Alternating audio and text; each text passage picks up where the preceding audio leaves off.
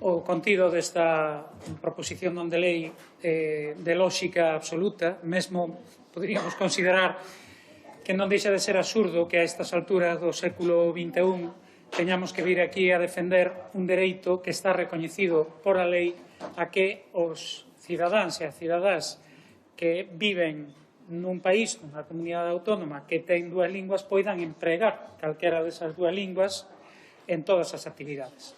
De feito, a Lei de Normalización Lingüística de Galiza, do ano 83, recoñece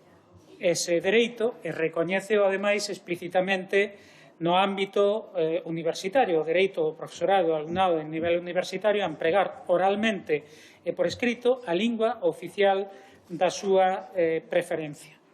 No tanto, comprobamos que na UNED isto aínda non é posible. A UNED ten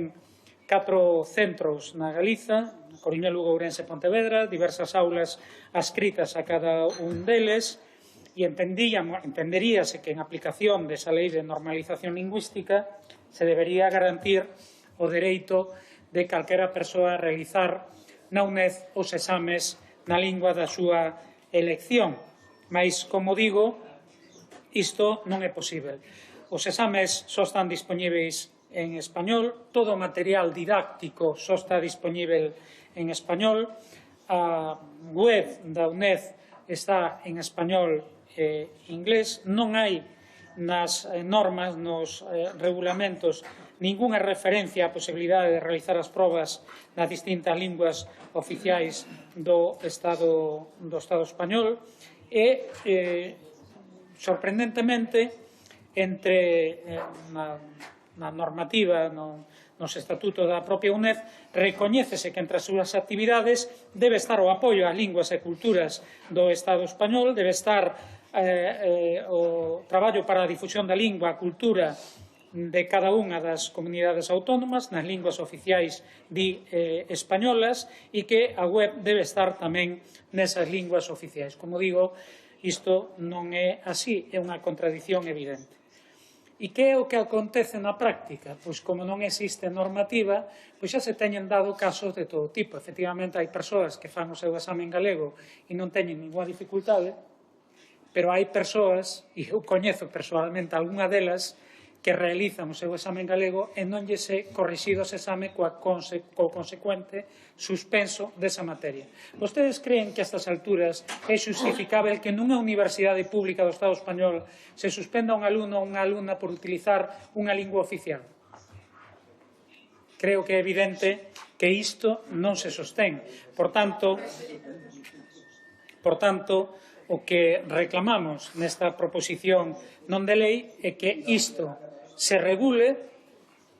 todo respeto á autonomía universitaria que se queira, pero estamos falando de dereitos fundamentais das persoas recoñecidos e recollidos na lei e, por tanto, deben ser de aplicación. O que estamos pedindo é garantir o dereito lingüístico dos galegos e das galegas e, lóxicamente, de todas as persoas do Estado español que vivan en territorios que teñan dúas linguas oficiais,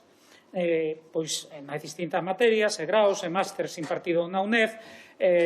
as probas tamén na lingua da súa elección, que se facilita a distribución, corrección e cualificación dos exames en galego. En segundo lugar, adoptar medidas necesarias para que a páxina web da UNED estea nas distintas linguas oficiais, no caso da Galiza, lóxicamente, que estea tamén en galego, ademais de estar en español e en inglés, en que xa está. E, por último, entendemos que sería razoável